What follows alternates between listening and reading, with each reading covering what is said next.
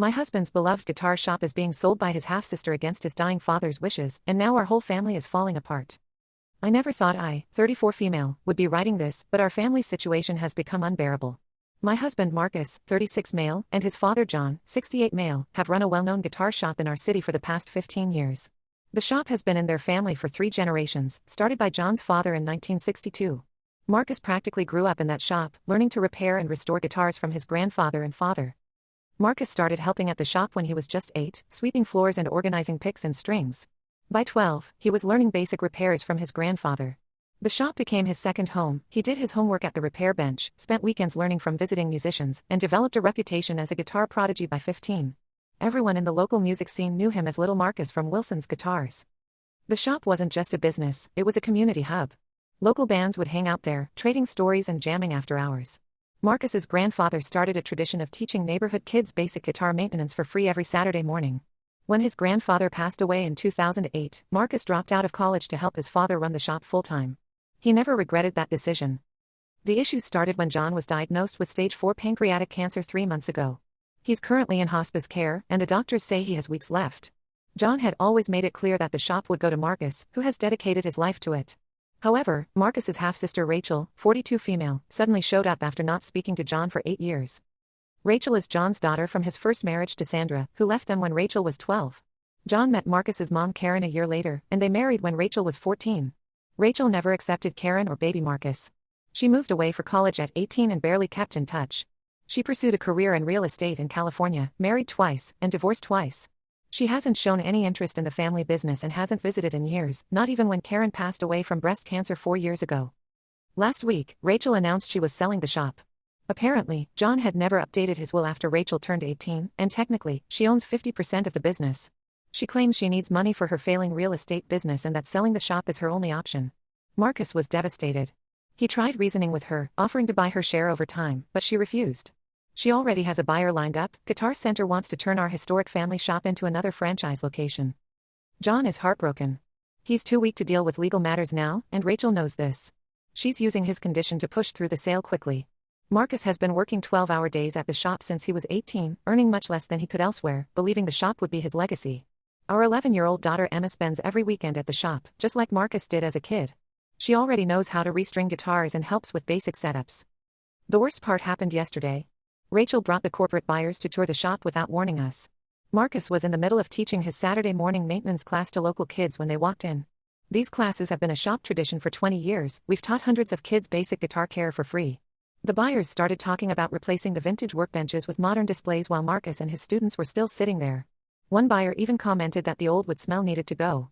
That wood smell comes from the original 1962 workbench where Marcus's grandfather taught him everything he knows. Our extended family is divided. Marcus's cousins think he should fight Rachel legally, while his aunts worry that a lawsuit would taint John's final days. John's sister Beth, 65F, tried mediating, but Rachel wouldn't budge. She even accused Marcus of manipulating John all these years to gain control of the business. Beth was furious. She reminded Rachel how she hadn't visited once during Karen's 3-year battle with cancer, while Marcus ran the shop alone so John could take Karen to treatments. The shop isn't just a business to us. It's where Marcus proposed to me. I was a customer buying my first guitar, where Emma took her first steps, right by the acoustic guitar wall, and where countless local musicians have found their perfect instruments. We've helped hundreds of kids start their music journeys, offering payment plans to parents who couldn't afford instruments outright.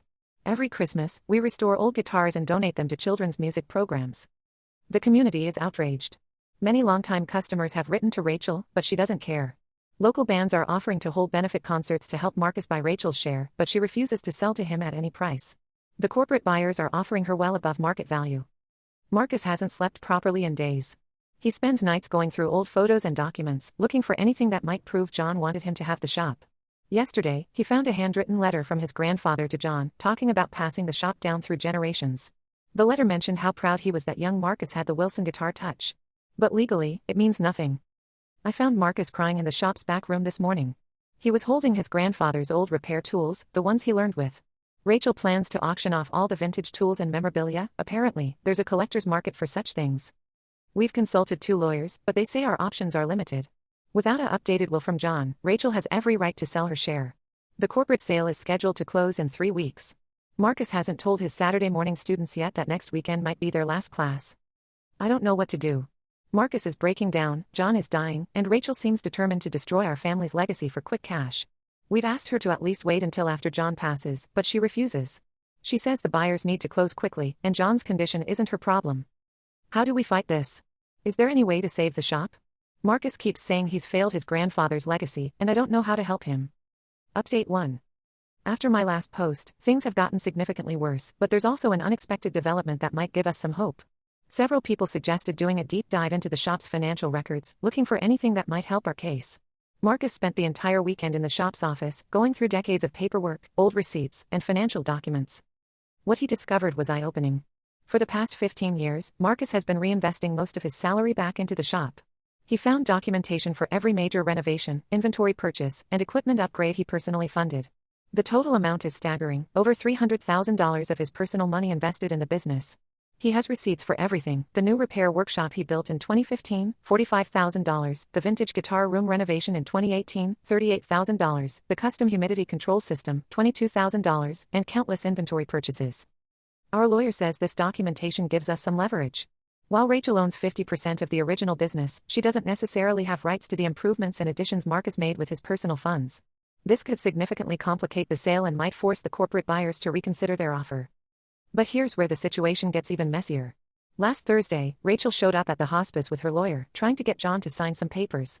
The nurses refused to let them in because John was heavily medicated after a particularly rough morning. Rachel threw a fit in the hallway, screaming about her rights as a daughter and accusing the staff of keeping her from her dying father. The situation got so bad that the hospice had to call security to escort her out. Later that day, Beth visited John and found him extremely agitated. He told her that Rachel had somehow sneaked in through a side entrance earlier and tried pressuring him to sign some documents. He was too confused from the medication to understand what they were, but he refused to sign anything without Marcus present. Beth immediately reported this to the hospice administration and called us. The hospice has now posted a security guard near John's room and created a strict visitor list. The potential buyers, Guitar Center, are getting impatient with all these complications. They've started spreading rumors in the local music community that the shop is failing financially and that's why it's being sold. This has started affecting our business. Several customers have asked for refunds on their pre-ordered custom guitars, fearing we won't be able to fulfill the orders. Our reputation for custom work has been one of our strongest assets, and these rumors are damaging it. When Marcus confronted Rachel about the hospice incident, something unexpected happened. She broke down in tears and revealed she's in serious financial trouble. Her real estate business didn't just fail, she lost several clients' money in some questionable investment deals and is facing potential legal issues in California. She sees the shop as her only way out of the mess she created. She admitted she needs at least $800,000 to cover her losses, which explains why she's pushing for the corporate sale. They're offering well above market value. Despite this revelation about her motives, she's still pushing forward with the sale. She even suggested that if Marcus fights it legally, she'll drag it out until the shop goes bankrupt from legal fees. She knows we don't have the resources for a lengthy court battle. The stress is taking a heavy toll on everyone. John's condition is deteriorating rapidly. The doctors say he probably won't make it through the week. Marcus is torn between fighting for the shop and spending his father's last days with him. Our daughter Emma overheard us discussing the situation and now refuses to go to school, afraid the shop will be gone when she gets home. Some of our employees have started looking for other jobs, fearing what will happen when Guitar Center takes over. Our head repair technician, Tom, who's been with us for 25 years, turned down a job offer from a competitor out of loyalty to Marcus. But with all this uncertainty, we can't ask our staff to stay. The local music community has been incredibly supportive. Several well-known local musicians have offered to help raise money, but even with their help, we couldn't match Guitar Center's offer. A few of our longtime customers have offered to write letters testifying to Marcus's investments in the business, which might help our legal case. Beth brought over some old family photos yesterday, hoping they might contain something useful. Instead, we found ourselves looking at pictures of Marcus as a kid, learning from his grandfather at that same workbench that Guitar Center wants to throw away. There's a photo from 1994 of 6-year-old Marcus standing on a milk crate to reach the workbench, carefully holding his grandfather's prized Martin guitar. That Martin is still hanging on our wall. Rachel plans to sell it too. We've started documenting everything in the shop, taking photos and videos of all the vintage tools, memorabilia, and the original workbenches. Even if we lose this fight, we want Emma to have a record of her family's legacy. Marcus spent last night teaching her how to use his grandfather's old tools, just in case we don't get another chance. John hasn't been conscious much lately. During his brief lucid moments, he keeps asking about the shop. We haven't told him about Rachel's latest actions, it would break his heart. Marcus sits with him every evening after closing the shop, playing old folk songs on his grandfather's Martin, just like they used to do together every Sunday after closing. We're meeting with our lawyer again tomorrow to discuss our options regarding Marcus's investments in the business. I'll update when we know more. Update 2. John passed away 2 weeks ago. He went peacefully in his sleep with Marcus by his side, playing that old Martin guitar one last time. The day after the funeral, we received shocking news from Beth. While cleaning out John's home office, she found a new will in his desk drawer, dated just 6 months ago. John had updated it after his diagnosis, leaving the shop entirely to Marcus. However, he never got around to filing it with his lawyer. It was sitting unsigned in his desk drawer. Another painful what if in this whole mess. Rachel didn't even stay for the entire funeral. She left right after the service, before the burial. She moved quickly after that. The very next day, she had her lawyers draw up the final sale papers and demanded Marcus sign over his share. When he refused and told her about his lawyer's findings regarding his investments, she became desperate and did something unthinkable. She contacted all our suppliers, claiming the shop was changing ownership and canceling our standing orders. Some of these relationships went back to Marcus's grandfather's time. We lost several exclusive vintage guitar contracts that took years to build. Our main Gibson distributor, who'd given us preferential pricing for 30 years, terminated our account. Then she started telling customers who'd paid deposits for custom orders that we were canceling all orders and keeping their deposits. Marcus tried to handle damage control, but Rachel's actions created complete chaos. Several longtime employees quit, fearing for their job security. Tom, our main guitar tech who'd worked there for 30 years and turned down another job to stay with us, finally had to take a position with a competitor. He apologized to Marcus with tears in his eyes. The only bright spot in all this is the community's response. Local musicians organized a protest outside the shop last Saturday, many bringing guitars they'd bought from Marcus's grandfather years ago. They shared stories about how the shop had helped them start their music careers. Several famous guitarists who'd bought instruments from us over the years shared their stories online. The local news picked up the story, painting Rachel as the villain trying to destroy a historic family business. Rachel's response to the media attention was to threaten legal action against anyone defaming her. She hired a PR firm to paint herself as a wronged daughter just trying to get her fair share of her inheritance. She even tried to claim that Marcus had been stealing from the business for years, which infuriated our accountant so much that he offered to testify about the shop's financial records for free. The corporate buyers are getting nervous about all the negative publicity. Their lawyers have raised concerns about Marcus's documented investments in the business. They've also noticed that many of our long-term customers are threatening to boycott if they take over the shop. Yesterday, Rachel showed up at the shop unannounced with an appraiser. She wants to sell all the vintage memorabilia separately since she's worried the corporate deal might fall through. This includes Marcus's grandfather's original workbench, his tool collection, and even the sign from 1962 that still hangs outside. Marcus had to watch as they photographed and cataloged everything, including the Martin guitar that's been in the family for 3 generations. The final blow came when Rachel found the shop's old ledger from the 1960s. Marcus's grandfather had meticulously recorded every guitar he ever sold, including notes about the buyers and sometimes even photos of them with their new instruments. Rachel wants to sell this to a collector who's offered $5,000 for it. That ledger contains 60 years of our family's history, including the entry from when Marcus sold his first guitar at age 16. Our lawyer is fighting to prove that Rachel's actions are deliberately damaging the business's value, but these things take time. Meanwhile, our sales have dropped by 60% due to all the uncertainty. We can barely make payroll for the few employees who've stayed loyal to us. Emma hasn't gone near the shop since John's funeral. She took down all her photos of the shop from her room. Last night, she asked if we could sell her guitar because it hurts too much to play it now. That was the final straw for Marcus. Seeing his daughter give up on music because of this situation made him realize something has to change. We have another meeting with our lawyer tomorrow to discuss our options.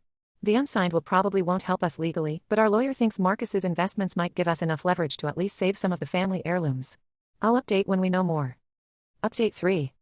After weeks of legal battles and watching our family business decline, Marcus made the most difficult decision of his life. He's walking away from the shop, but on his terms. After our last post, he contacted several of our longtime customers who own independent music stores across the state. One of them, Mike, 55M, who owns 3 successful stores and has been our customer for 25 years, came forward with an unexpected offer. Mike offered to partner with Marcus to open a new shop. He's offering Marcus complete creative control and a 60% ownership stake. Even better, the new location is just 2 blocks from our old shop. It's the old theater building that's been empty for years. Mike says he's been waiting for the right opportunity to expand to our city, and he can't think of a better partner than Marcus. The timing couldn't have been better. Rachel's big corporate buyers backed out last week after their lawyers reviewed the documentation of Marcus's investments. They decided the legal complications weren't worth the hassle. Rachel's now struggling to find another buyer who'll pay what she needs. The shop has been closed for 3 weeks, and its reputation is severely damaged. Most of our old employees have agreed to join Marcus's new venture. Even Tom, our former head tech, is coming back. Mike's offering better salaries than we could before, and everyone's excited about the fresh start. The new space is actually larger than the old shop, with better parking and a dedicated performance space for local bands. We're bringing back the free guitar maintenance classes, but expanding them to 3 times a week instead of just Saturdays. The new shop will also have a special display honoring Marcus's grandfather, featuring photos and stories from the old shop's history. Several longtime customers have offered to loan us their guitars bought from Marcus's grandfather for the display.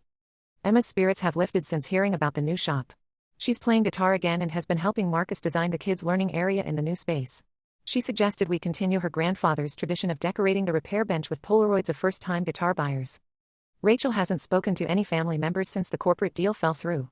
Last we heard, she's facing legal troubles in California over her real estate dealings and has listed her house for sale. The old shop remains closed, its windows covered with paper. Our lawyer says she'll likely be forced to sell it for much less than she hoped. Beth helped us retrieve some family items from the old shop before Rachel could sell them. We got Marcus's grandfather's original tool set, the 1962 sign, and most importantly, the old ledger.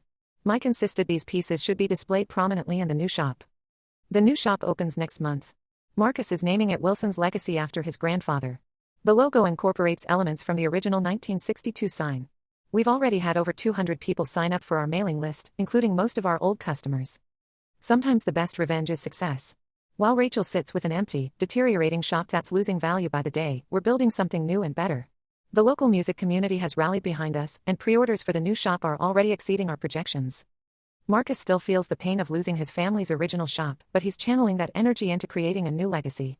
As his grandfather always said, it's not the building that makes a guitar shop special, it's the people who fill it with music. The new chapter begins next month. We'll be hosting a grand opening event featuring local bands who got their first instruments from the old shop. Marcus says he's going to hang his grandfather's Martin guitar in the same spot it hung for 60 years, right above the repair bench where the next generation will learn the Wilson guitar touch.